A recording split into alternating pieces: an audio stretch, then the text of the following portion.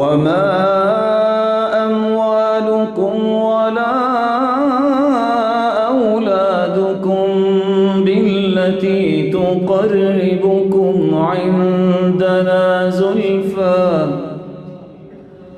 مال اور اولاد اللہ کے قریب نہیں کرتی، ہاں اگر مال حلال کا ہوگا، الا من آمن وعمل صالحا، اولاد اگر نیک ہوگی تو یہ تمہارے درجات کی بلندی کا بھی باعث بنے گی اور اللہ کے قریب ہونے کا ذریعہ بھی بنے گا۔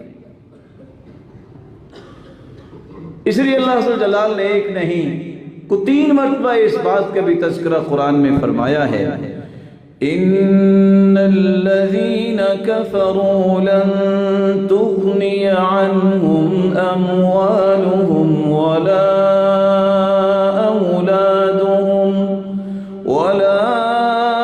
اولادهم من الله شيئا واولئك هم وقود النار۔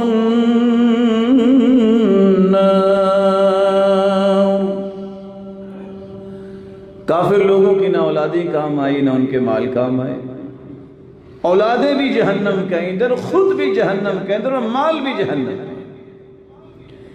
اس لیے اللہ تعالیٰ نے ساتھ یہ حکم دے دیا، فَلَا تُعْجِبْكَ أَمْوَالُهُمْ وَلَا أَوْلَادُهُمْ إِنَّمَا يُرِيدُ اللَّهُ لِيُعَذِّبَهُمْ بِهَا فِي الْحَيَاةِ الدُّنْيَا وَتَزْهَقَ أَنفُسُهُمْ وَهُمْ كَافِرُونَ۔ فَلَا تُعْجِبْكَ أَمْوَالُهُمْ وَلَا أَوْلَادُهُمْ، میرے محبوب ان کے مالوں کو دیکھ کے اور ان کے اولادوں کو دیکھ کے تم نے پریشان نہیں، اتنا مال ہے اس کی کوئی حیثیت نہیں۔ اللہ ذوالجلال کے پیغمبر نے خود فرمایا تھا، اللہ کے نزدیک کو دنیا کی قدر و قیمت ہوتی ما سقا کافرا، تو کسی کافر کو پانی کا گھونٹ بھی نہ پلاتے۔ آج دیکھیں کافروں کے پاس زیادہ مال ہے، اگر مال ہی اللہ کی قربت کی نشانی ہوتی تو کافر تو اللہ کے زیادہ قریب ہوتا۔ یا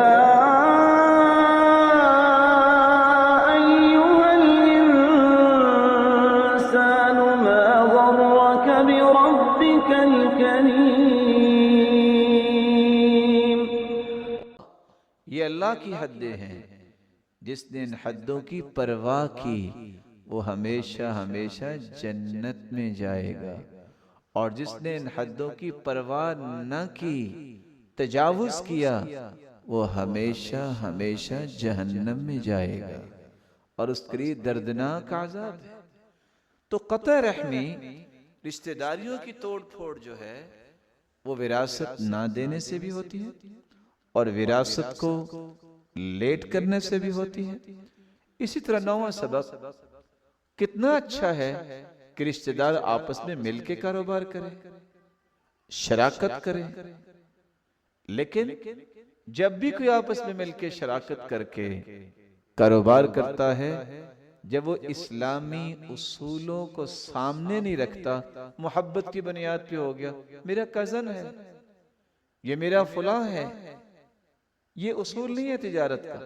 اصالت تجارت کا اصول وہ ہے جو رسول اللہ صلی اللہ علیہ وسلم نے بیان کیا، اس میں رضامندی ہے، اس میں دھوکہ نہیں ہوگا، اس میں ہر بات واضح ہوگی، اس میں کچھ چیز چھپائی نہیں جائے گی، اس میں عدل و انصاف ہوگا۔ جب تک اسلامی اصولوں کے مطابق رشتہ دار باہمی شراکت میں جو کاروبار کرتے ہیں اس کو رن نہیں کرتے، نتیجتاً جیسے مال بڑھتا ہے، تجارت میں برکت آتی ہے، غلط فہمیاں پیدا ہوتی ہیں، اور آخر نتیجہ کیا نکلتا ہے کہ وہ اختلاف سوء ظن کی طرف لے جاتا ہے، اور سوء ظن ہوا نہیں اور رشتہ داری ختم نہیں ہوئی۔ تو اگر رشتہ داروں کے ساتھ کاروبار کرنا بھی ہے تو پھر اصولوں کی بنیاد پہ کیا جائے، صرف خون کی بنیاد پہ نہ کیا جائے۔ رسول اکرم صلی اللہ علیہ وآلہ وسلم نے جو اصول دیے ہیں اس سے خوبصورت کوئی اصول نہیں، کوئی لکھتا ہی نہیں، کیوں نہیں لکھتا؟ کانفیڈنس ہی بہت ہے، میرا اس کے ساتھ اعتماد ہی بہت ہے۔ کیا اللہ کے رسول سے بڑھ کر، صحابہ سے بڑھ کے کوئی اعتماد دینے والا ہے؟ کس طرح عدہ ابن خالد سے اللہ کے رسول صلی اللہ علیہ وسلم نے اونٹ خریدا، اور آپ صلی اللہ علیہ وسلم نے اونٹ خریدتے وقت کہا لکھو، اللہ کے رسول میں لکھوں اور آپ کے ساتھ؟ کہا میں لکھوں گا تو میری امت لکھے گی نا، اور آپ نے لکھا۔ یہ کن لوگوں کی بات ہو رہی ہے؟ ابو بکر و عمر و عثمان و علی رضی اللہ عنہم و ارضاہم۔ ان سے بڑے بھی دنیا میں، اس روئے زمین میں، اس دھرتی میں اللہ نے کوئی سچے انسان پیدا کیے؟ انہوں نے بھی لکھا ہے، انہوں نے بھی گواہ بنائے ہیں۔ جب کوئی کام کیا، کاروبار کیا، تو رشتہ دار جب اسلامی اصولوں کی بجائے اپنے بناوٹی اصولوں پر کاروبار کرتے ہیں تو برکت ملنے یا مال بڑھنے یا خسارہ ہونے کی وجہ سے بھی قطع رحمی کی طرف چلے جاتے ہیں۔ 10واں سبب جس سے انسانیت آج قطع رحمی کے جرم میں مبتلا ہے، وہ دنیا کے اندر اس قدر دھت ہو گئے کہ انہیں اپنے حقوق اور ذمہ داریاں یاد نہیں رہی۔ ذمہ داری کیا ہے کہ بینگ اے مسلم، جہاں مجھے زندگی گزارنے کی کچھ لوازمات چاہیے، وہاں آخرت کو بہتر کرنے کی بھی کچھ لوازمات چاہیے۔ مجھے اپنی زندگی میں خیر و برکت لانے کے لیے بھی کچھ کرنا ہے۔ جس طرح کمائی کے ذریعے میں اپنی زندگی میں خیر و برکت لانا چاہتا ہوں، اس طرح اس خیر و برکت کا ایک راستہ یہ بھی ہے کہ میں رشتہ داروں سے اچھا برتاؤ کروں۔ جب وہ دنیا میں اس طرح دھت ہو جاتا ہے تو پھر اپنی ذمہ داریوں کو بھولتا ہے، تو جس سے قطع رحمی ہو جاتی ہے۔ 11واں سبب یہ ہے المشکلات العائلیہ ومنها الطلاق بین الاقارب۔ رشتہ داروں کے اندر جب باہمی رشتہ داری مزید قائم ہوتی ہے، کسی نے بیٹی اور کسی نے بیٹا اپنا بیاہ لیا، اللہ نہ کرے اس میں کوئی طلاق ہو گئی، اس طلاق کی وجہ سے بھی زندگی کے بقیہ ایام وہ اس خیر سے محروم ہو جاتے ہیں، وہ اس خیر سے محروم ہو جاتے ہیں۔ لیکن یہاں رک کے یہ بات سمجھنے والی ہے، اللہ تعالیٰ نے جن لوگوں کو سمجھ دی ہوتی ہے، اللہ تعالیٰ ان سے نیکی کے کام ہی کرواتے ہیں۔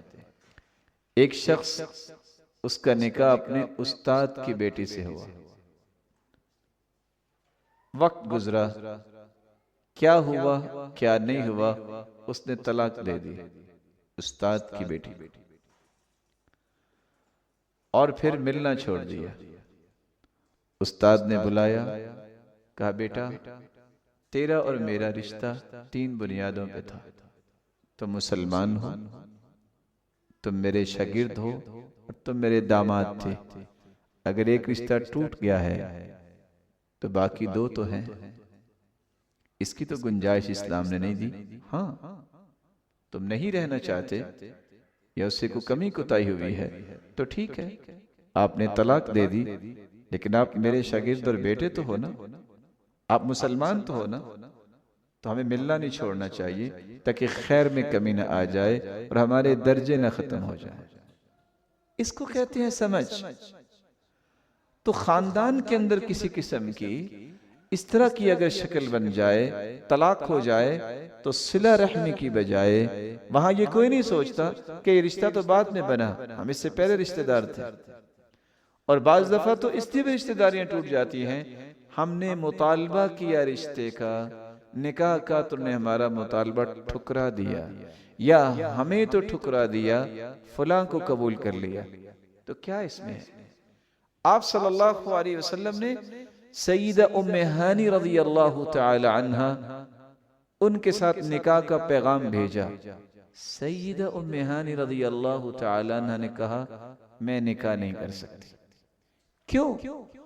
آپ کی عظمت بہت ہے اور مجھے ڈر ہے کہ میں اگر کوئی کمی کوتاہی مجھ سے نہ ہو جائے اور اللہ کی پکڑ نہ آ جائے۔ اس عظمت کو سامنے رکھتے ہوئے انہوں نے اس بات سے معذرت کر لی۔ اللہ کے رسول صلی اللہ علیہ وسلم پیغام بھیجا، معذرت آئی ہے، آپ نے کوئی محسوس نہیں کیا؟ بلکہ اگر احادیث میں دیکھا جائے تو چاشت کی نماز 2 رکعت بھی ہے، 4 رکعت بھی ہے، 6 رکعت بھی ہے اور 8 رکعت بھی ہے۔ 8 رکعت کی روایت جو ہے آپ صلی اللہ علیہ وسلم نے یہ 8 رکعتیں ام ہانی رضی اللہ تعالی عنہا کے گھر میں پڑھی ہیں۔ پھر سیدہ ام ہانی رضی اللہ تعالی عنہ تشریف لائیں اور آ کے سفارش کی، یا رسول اللہ صلی اللہ علیہ وسلم اس کو آپ چھوڑ دیں۔ فرمایا اجرنا من اجرتی یا ام ہانی، اے ام ہانی جس کو تو نے پناہ دے دی اس کو ہم نے پناہ دے دی۔ ہم کس نبی کے امتی ہیں؟ رسول اکرم صلی اللہ علیہ وآلہ وسلم کے۔ اس جیسی ہستی تو اللہ نے پیدا ہی نہیں کی۔ اگر انہوں نے اس بات کو کوئی ایشو نہیں بنایا، ہم کون ہیں؟ یہ کیسے ہو سکتا ہے کہ اللہ ذوالجلال نے لکھا ہوتا پھر یہ نہ ہوتا؟ ضرور اس میں خیر ہوگی، ضرور برکت ہوگی، جس کا علم مجھے اور آپ کو نہیں ہوتا، اور وہ اس رب کو علم ہوتا ہے جو کچھ وقت کے بعد ظاہر بھی کر دیتا ہے کہ ہاں یہ بات تھی، اگر ہو جاتا تو یہ نقصان اٹھانا پڑنا تھا۔ تو اللہ کے فیصلوں پر راضی ہو جانا اور ان فیصلوں کی روشنی میں اپنے رشتہ داروں کو جوڑے رکھنا، یہی وہ صلاحیت ہے جو آج معاشرے میں پیدا کرنے کی ضرورت ہے۔ 12واں سبب جس سے قطع رحمی ہو جاتی ہے، بعد المسافہ والتکاسل عن الزیارہ۔ بعض لوگ اتنا دور رہتے ہیں کہ ان کے بس جانا ہی مشکل ہے، لیکن یہ اس وقت کی باتیں ہیں جب تک یہ ساری نعمتیں نہیں آئی تھی۔ آج کوئی امریکہ میں بیٹھا ہے تو آپ کال کر سکتے ہیں، آڈیو ویڈیو کال دونوں میسر ہیں، مسئلہ ہی کوئی نہیں۔ اب وَلَوْ بِالسَّلَامِ، جب حدیث کے الفاظ ہے بُلُّوا أَرْحَامَكُمْ وَلَوْ بِالسَّلَامِ، اپنی رشتہ داری کو تازہ رکھا کرو، خاص سلام کے ذریعے ہی تازہ رکھو۔ آپ امریکہ نہیں جا سکتے، آپ ویزا نہیں لے سکتے، تو کیا آپ 8 دن کے بعد سلام بھی نہیں کر سکتے، حال چال بھی نہیں پوچھ سکتے؟ اور ہو سکتا ہے کہ ایسے ٹولز اور اپلیکیشنز آئی ہیں کہ آپ کو کچھ لگے بھی نہ، آپ واٹس ایپ کال کر سکتے ہیں تو آپ کو کچھ ملے گا بھی، کوئی نقصان بھی نہیں ہوگا اور آپ کی کال بھی ہو جائے گی۔ بُلُّوا أَرْحَامَكُمْ وَلَوْ بِالسَّلَامِ۔ اور سستی اور تکاسلی کی وجہ سے بھی بہت ساری خیر سے معاشرہ دور ہو جاتا ہے۔ 13واں سبب، بعض لوگوں کے اندر برداشت نہیں ہوتی، ٹالرنس نہیں ہوتا، نتیجتاً رشتہ داروں کی معمولی سی بات پہ بھڑک اٹھتے ہیں اور اگلے 10 سال تک ان سے کلام چھوڑ دیتے ہیں۔ سب سے پہلے تو انہیں اپنے علاج کی ضرورت ہے۔ ایک علاج یہ ہے کہ وہ اللہ کا ذکر زیادہ سے زیادہ کیا کریں تاکہ ان کے اندر برداشت آئے۔ دوسرا علاج یہ ہے کہ وہ اپنے آپ کو باوضو رکھیں، بار بار وضو کریں تاکہ شیطان جو ان کو اکساتا ہے وہ شیطان کی قوت مدھم ہو جائے اور ان کی روحانی پاور بنے جس سے وہ کسی بات کو برداشت کر سکے۔ تیسرا علاج یہ ہے وہ خود اپنے بارے میں بھی سوچے کہ دسیوں، کوتاہیوں، برائیوں، نقائص کے باوجود لوگوں نے اس کو قبول کیا ہوا ہے تو وہ لوگوں کو قبول کیوں نہیں کر رہا۔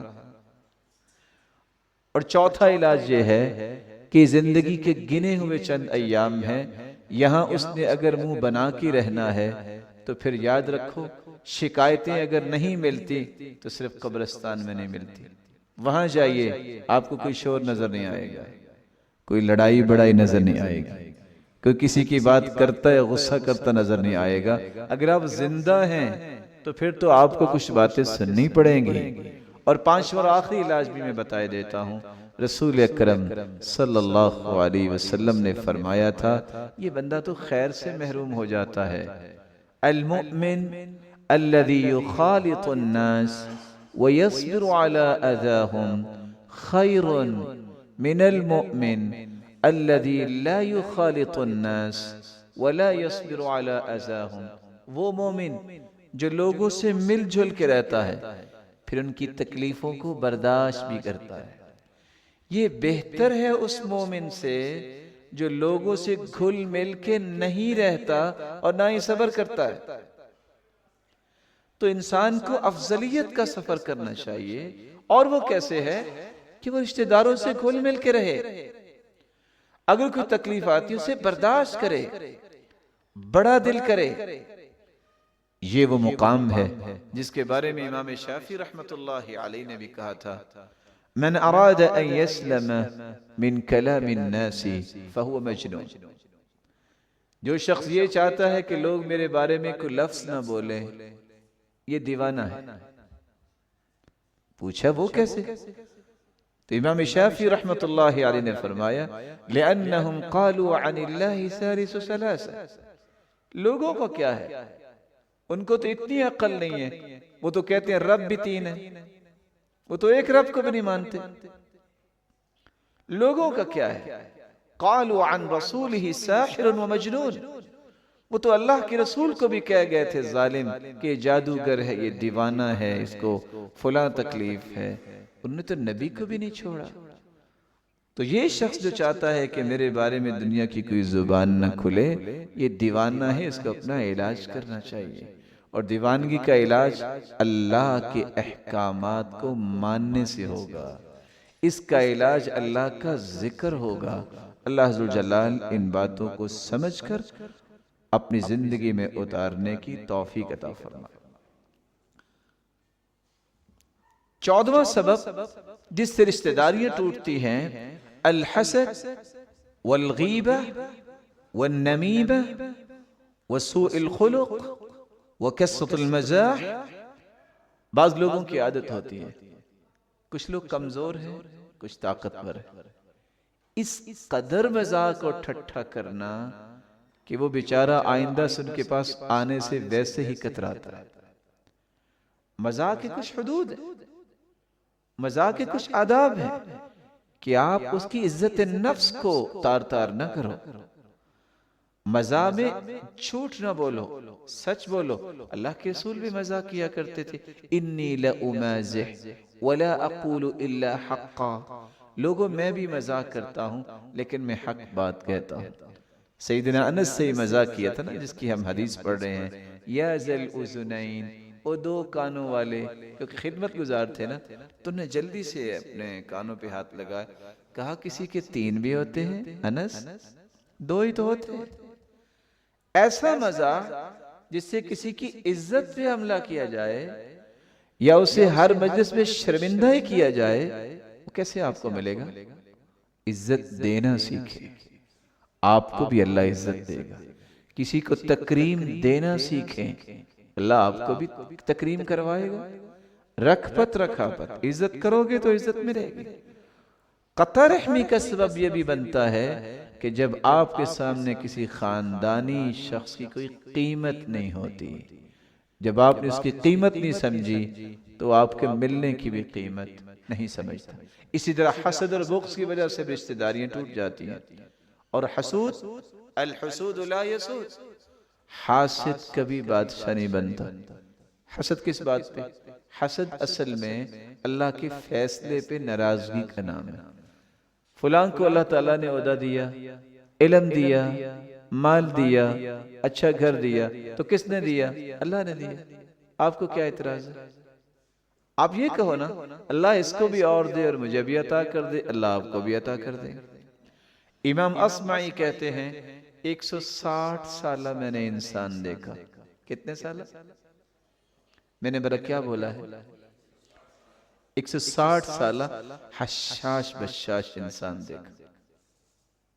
میں نے اس سے پوچھا، اتنی آپ کی لمبی عمر ہوگی اور آپ پہ بڑھاپے پہ آثار نظر نہیں آ رہے؟ تو مسکرا کے کہتا ہے، ترکت الحسد وبقی الجسد، میں نے حسد چھوڑا، اللہ نے میرے جسم کی حفاظت کر۔ حسد کرنا چھوڑیے، اس سے رشتہ داریاں ٹوٹ جاتی ہیں۔ غیبت کرنا چھوڑیے۔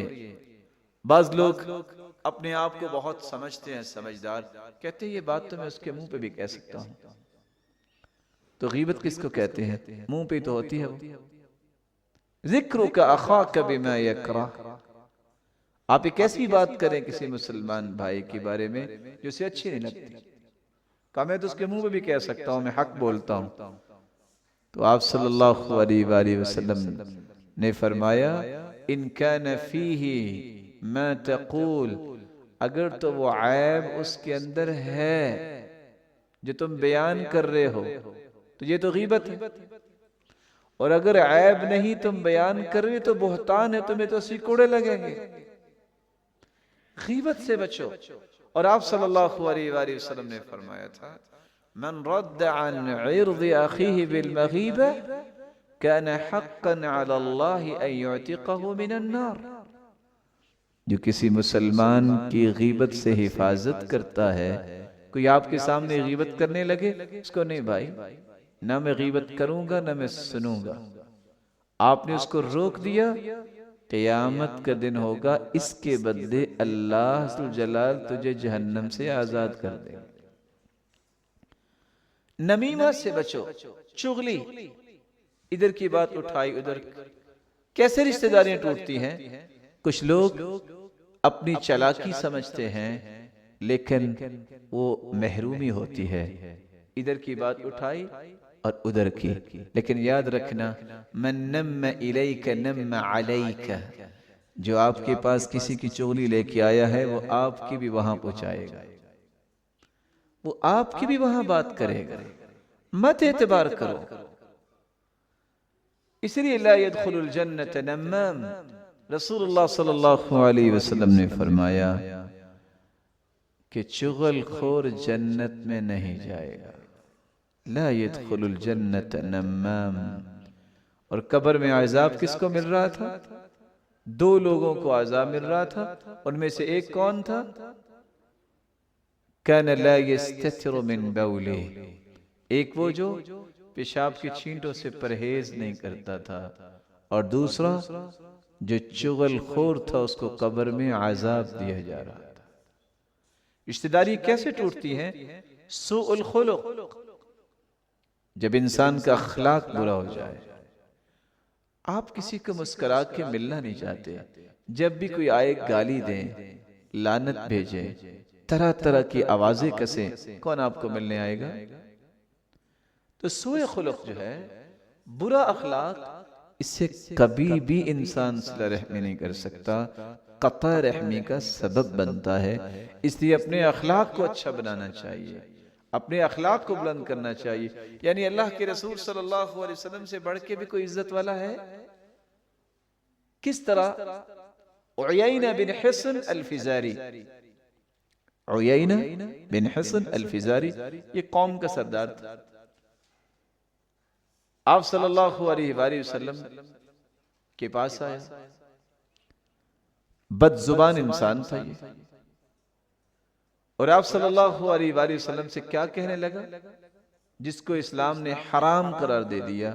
لوگ جاہلیت میں نکاح البدل والمبادلہ کیا کرتے تھے۔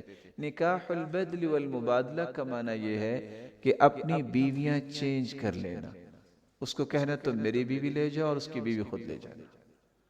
تو یہ شخص آ کے اللہ کے رسول صلی اللہ علیہ وسلم سے کہتا ہے ما هذه الحمیرہ، کیا خیال ہے سیدہ عائشہ کو تم میرے پاس بھیجوا دو اور میں اپنی بیوی آپ کے پاس بھیجوا دیتا ہوں۔ آپ وہاں سے اٹھے، کہتے ہیں احمق مطاع، دنیا جہان کا احمق ہے، لوگ پھر بھی اس کو اپنا سردار بنائے ہوئے، اور آپ گھر چلے گئے۔ دوبارہ جب اس کی آمد ہوئی، آپ نے اخلاق پھر نہیں چھوڑا، آپ نے اسی طرح استقبال کیا۔ سیدہ عائشہ رضی اللہ تعالیٰ عنہ فرماتی ہیں اللہ کے پیارے پیغمبر، آپ نے یہ لفظ بولے بئس اخو العشیرہ، بئس اخو العشیرہ، یہ بہت برا انسان ہے۔ پھر آپ نے اس کے ساتھ بڑا اچھا برتاؤ کیا ہے، ایسا کیسے ہو گیا؟ تو آپ صلی اللہ علیہ وسلم نے فرمایا ان من اشر الناس منزلہ عند اللہ یوم القیامہ من ترکہ الناس اتقاء شرہ وفحشہ، قیامت کے دن سب سے بری جگہ، سب سے ذلیل جگہ پہ وہ ہوگا جس کو لوگ صرف اس لیے چھوڑ دیتے ہیں کہ اس کی برائی سے بچا جائے، اس کی فحش گوئی سے بچا جائے۔ کتنے لوگ ملنے سے گریزہ رہتے ہیں، کیوں؟ اگر میں ملا نا تو اس نے تو میری کلاس لے لینی ہے، اس نے تو مجھے بہت سنانی ہے، میں ملتا ہی نہیں۔ تو قطع رحمی کا سبب برا اخلاق بھی بنتا ہے۔ اللہ ذوالجلال سے دعا ہے، اللہ ذوالجلال ہم سب کو ان اسباب سے بچنے کی توفیق عطا فرمائے، ہمارے اخلاق اچھے بنائے۔ اور رسول اکرم صلی اللہ علیہ وسلم نے اس لیے اخلاق کی یہ فضیلت بیان کی تھی، فرمایا ایک شخص جس کا اخلاق اچھا ہے، ان الرجل لیدرک بحسن خلق درجات قائم اللیل صائم النہار۔ قیامت کا دن ہوگا جہاں تہجد گزار کھڑے ہوں گے، جہاں روزے دار کھڑے ہوں گے، وہاں اچھے اخلاق والے کو بھی کھڑا کیا جائے گا۔ اس قدر یہ عظیم نعمت ہے۔ آپ صلی اللہ علیہ وسلم نے فرمایا ان من احبکم الی واقربکم منی مجلسا یوم القیامہ احاسنکم اخلاقا۔ لوگوں، قیامت کے دن سب سے قریب میرے وہ ہوگا، رسول اللہ صلی اللہ علیہ وسلم فرما رہے قیامت کے دن سب سے قریب میرے وہ ہوگا اور سب سے پیارا میرے نزدیک وہ ہوگا جس کا اخلاق اچھا ہے۔ اور آپ صلی اللہ علیہ وآلہ وسلم نے فرمایا کہ برا اخلاق یہ انسان کے اعمال کو اس طرح بگاڑ دیتا ہے جس طرح سرقہ شہد میں ڈالیں تو شہد خراب ہو جاتا ہے، حالانکہ شہد شفا دینے والا ہے، شہد کتنا میٹھا ہوتا ہے اور کتنی اللہ تعالیٰ نے اس میں برکتیں رکھی ہیں، سرکہ ڈال دو برباد ہو جاتا ہے۔ اسی طرح انسان کے جتنے بھی اچھے اعمال ہوں، اس کا اخلاق اگر برا ہے تو اس کے اعمال کی کوئی قیمت نہیں رہتی۔ رسول اکرم صلی اللہ علیہ وآلہ وسلم نے اس لیے قطع رحمی کی کچھ سزائیں بیان کی ہیں، کچھ ہولناکیاں بیان کی ہیں، کچھ محرومیاں بیان کی ہیں۔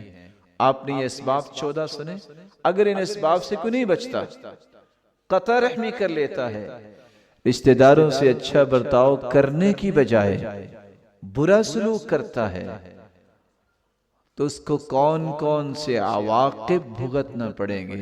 سب سے پہلی بات، قطع رحمی کرنا یہ فاسقوں کی نشانی ہے، یہ مومنوں کی نشانی نہیں ہے۔ اللہ عز و جلال قرآن مجید میں فرماتے ہیں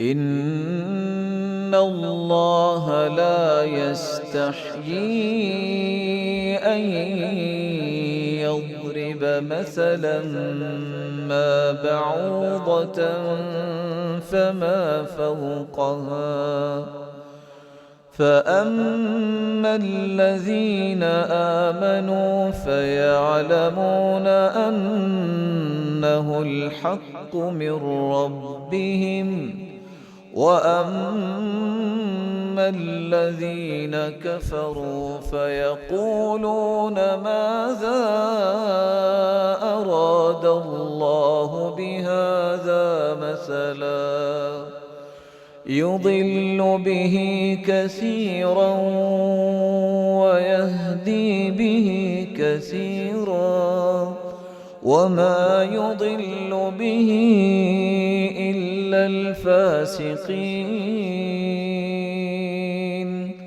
الفاسقين الذين ينقضون عهد الله من بعد ميثاقه ويقطعون ما أمر الله به أن يوصل ويفسدون في الأرض أولئك هم الخاسرون۔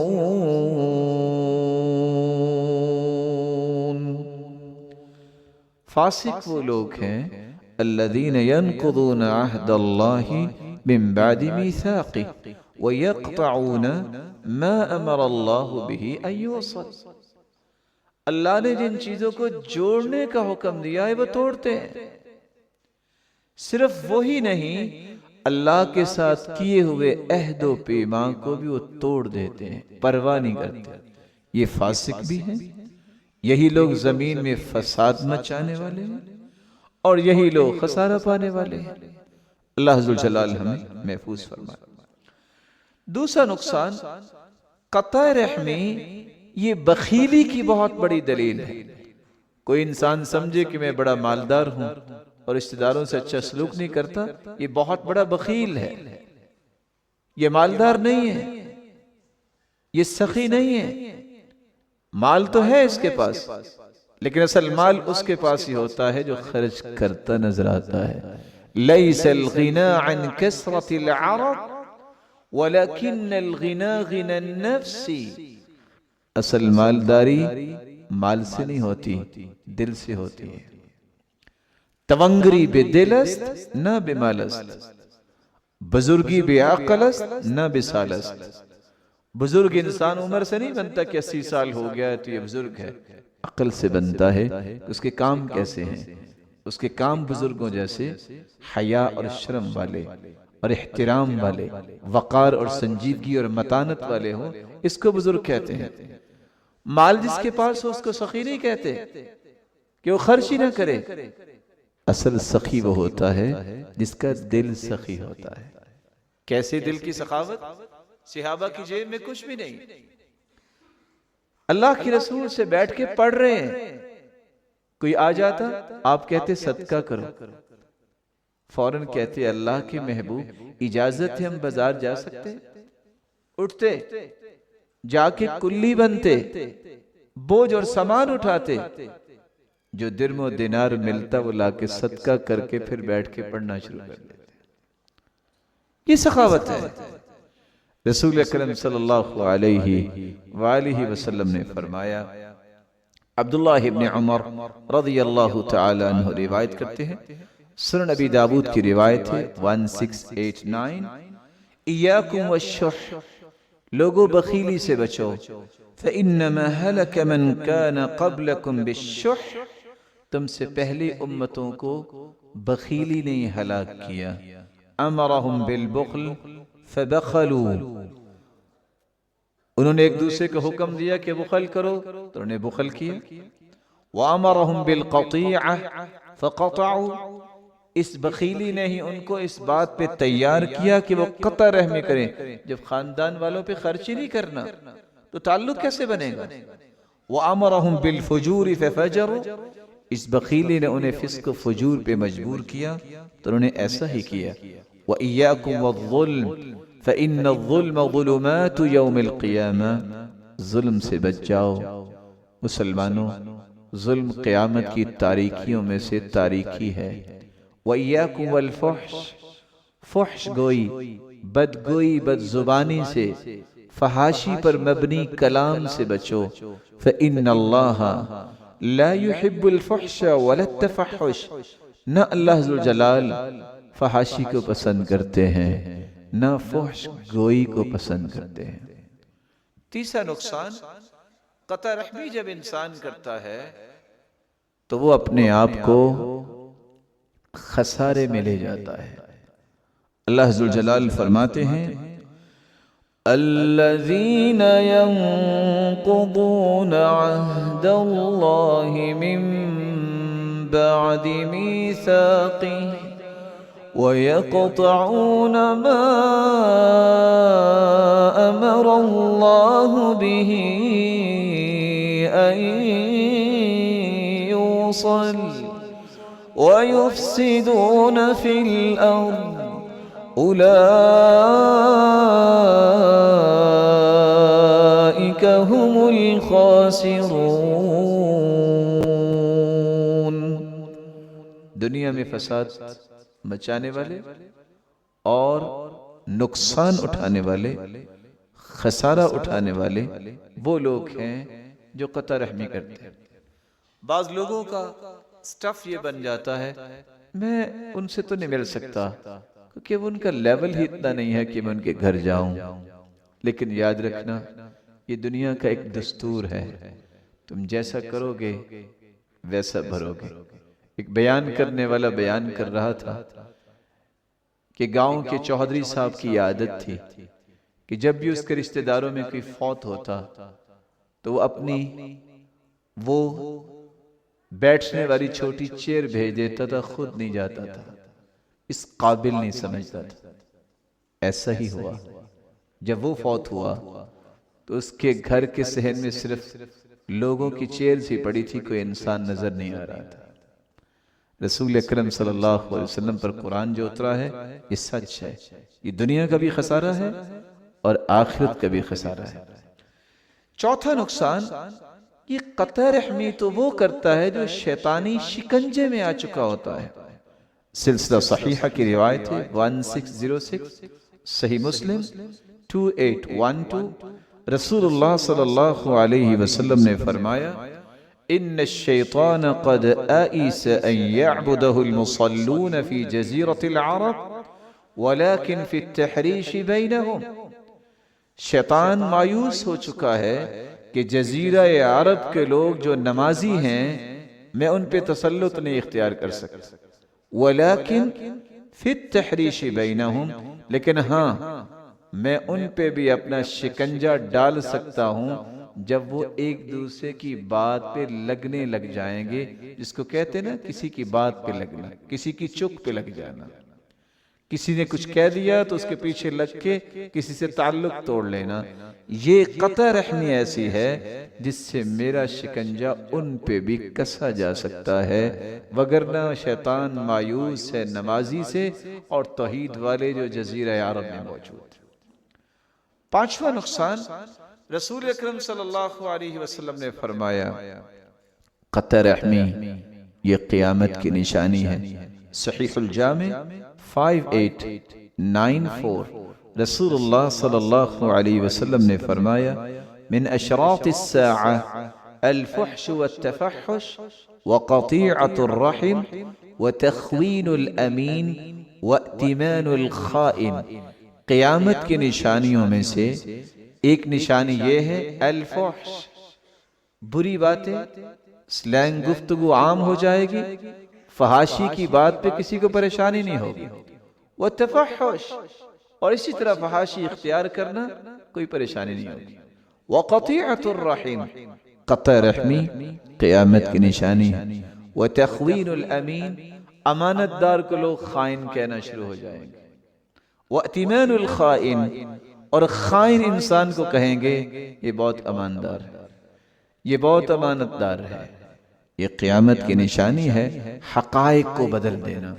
اس لیے رسول اللہ صلی اللہ علیہ وآلہ وسلم نے فرمایا تھا، صحیح الجامع کی روایت ہے 2813، بادروا بالاعمال ستہ، مسلمانوں 6 چیزوں سے پہلے عمل کر لو، وقت ہے تمہارے پاس، وقت ہے جب تک 6 چیزیں ظاہر نہ ہو جائیں۔ امارت السفہاء، کب تک؟ پہلی نشانی جب بے وقوف تمہارے حکمران بن جائیں گے، وکثرت الشرط، اور نظام کو سنبھالنے کے لیے شرط یعنی سپاہی بہت زیادہ ہوں گے لیکن نظام نہیں سنبھالا جائے گا، وبیع الحکم، اور فیصلے بکنا شروع ہو جائیں گے، واستخفافا بالدم، اور خون کی کوئی قیمت نہیں رہے گی۔ ایک وقت ایسا بھی آئے گا نہ مارنے والے کو پتا ہے میں نے کیوں مارا، نہ مرنے والے کو پتا ہے میرا گناہ کیا تھا۔ واستخفافا بالدم وقطيعة الرحم، اور قطع رحمی سے پہلے عمل کر لو۔ ونشوا يتخذون القرآن مزامیر، ایسے لوگوں سے پہلے عمل کر لو جب کچھ لوگ یتخذون القرآن مزامیر، قرآن کو بانسریاں بنائیں گے، یقدمون احدهم لیغنیہم وان کان اقلہم فقہا، لوگ ان کو صرف اس لیے آگے کریں گے چلو کچھ گانے کی لذت آ جائے، حالانکہ ان کو دین کی سمجھ نہیں ہوگی۔ قرآن مجید کا اپنا ایک معیار ہے، اپنا ایک مقام ہے، یہ اللہ کی کلام ہے، مخلوق کے بنائے ہوئے اوزان پہ خالق کی کلام کو پڑھنا اس میں خالق کی کلام کی توہین ہے۔ اس لیے ایسی چیزوں سے قرآن کو بچانا چاہیے۔ اور رسول اللہ صلی اللہ علیہ وآلہ وسلم نے چھٹا نقصان یہ بیان کیا کہ قطع رحمی کرنے والا تو لعنت کا مستحق ہے، اور اس پہ تو اللہ عز و جلال نے جو بات بیان کی ہے کہ اس پہ لعنت ہوتی ہے۔ ارشاد ربانی ہے وَالَّذِينَ يَنقُضُونَ عَهْدَ اللَّهِ مِن بَعْدِ مِيثَاقِهِ وَيَقْطَعُونَ مَا أَمَرَ اللَّهُ بِهِ أَن يُوصَلَ وَيُفْسِدُونَ فِي الْأَرْضِ أولئك لهم اللعنة ولهم سوء الدار۔ وہ لوگ جنہوں نے اللہ کے ساتھ کیے ہوئے وعدے توڑ دیے اور رشتہ داروں سے برا سلوک کیا، قطع رحمی کی، یہی زمین میں فساد پھیلاتے ہیں، اور ان کے لیے لعنت ہے، پھٹکار ہے اللہ کی طرف سے، وہ اللہ کی رحمت سے دتکارے ہوئے ہیں۔ وَلَهُمْ سُوءُ الدَّارِ، اور ان کے لیے بہت برا ٹھکانہ ہے۔ اور دوسری جگہ اللہ عز و جلال فرماتے ہیں فَهَلْ عَسَيْتُمْ إِن تَوَلَّيْتُمْ أَن تُفْسِدُوا فِي الْأَرْضِ وَتُقَطِّعُوا أَرْحَامَكُمْ أولئك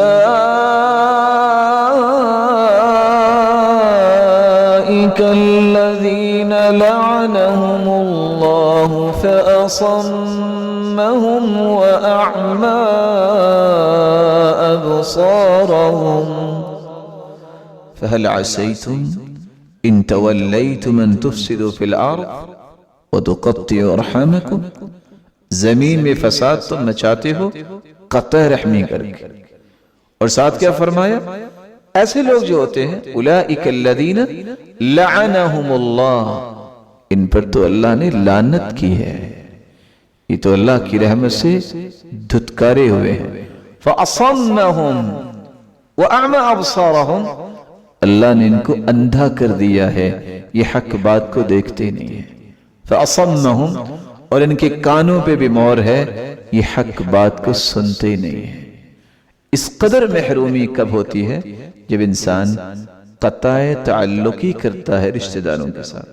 حسن بصری رحمت اللہ علیہ کہا کرتے تھے اذا اظہر الناس العلم، جب لوگ علم کا اظہار تو کریں، ووضعوا العمل، اور عمل کی پرواہ نہ کریں، وتحابوا بالسن، زبان سے محبت کا اظہار کریں، وتقاطعوا بالارحام، اور رشتہ داروں سے اچھا برتاؤ نہ کریں، لعنہم اللہ، اس وقت اللہ کی لعنت کے مستحق بن جاتے ہیں۔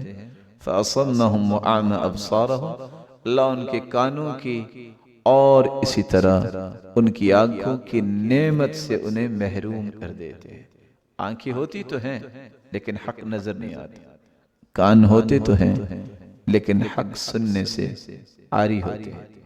ساتواں نقصان، رسول اکرم صلی اللہ علیہ وسلم نے فرمایا قطع رحمی اتنا برا گناہ ہے، اس کی پکڑ آخرت میں تو ہوگی، اللہ دنیا میں ہی کر لیتے ہیں۔ سلسلہ صحیحہ کی روایت ہے 918، رسول اللہ صلی اللہ علیہ وسلم نے فرمایا ما من ذنب اجدر ان يعجل اللہ لصاحبه العقوبة في الدنيا مع ما يدخره له في الآخرة من البغي وقطيعة الرحم، کوئی ایسا گناہ نہیں جس کی سزا اللہ دنیا میں ہی دے دے، اور جن سزاؤں کو اللہ دنیا میں ہی وارد کر دیتے ہیں انسان پر، اور آخرت کے لیے بھی ذخیرہ کر لیتے ہیں، ان میں دو گناہ یہ ہے، البغی، اللہ کی بغاوت، وقطیعۃ الرحم، قطع رحمی، اور دوسری روایت میں آتا ہے والخیانہ خیانت، والکذب جھوٹ، ان 4 گناہوں کی سزا اللہ دنیا میں ہی انسان کو دے دیتے ہیں۔ رسول اکرم صلی اللہ علیہ وآلہ وسلم کی اس بات کی روشنی میں قاسم بن عبد الرحمن بیان کرتے ہیں، صحیح الجامع کی روایت ہے 6475، من قطع رحما، جو رشتہ داروں سے برا سلوک کرتا ہے، او حلف علی یمین فاجرہ، یا جھوٹی قسم اٹھا کے کسی کا مال ہتھیا لیتا ہے، رأى وبالہ قبل ان یموت، تو مرنے سے پہلے ان گناہوں کا وبال ضرور دیکھے گا۔ رسول اکرم صلی اللہ علیہ وآلہ وسلم نے 8واں نقصان یہ بیان کیا ہے کہ قطع رحمی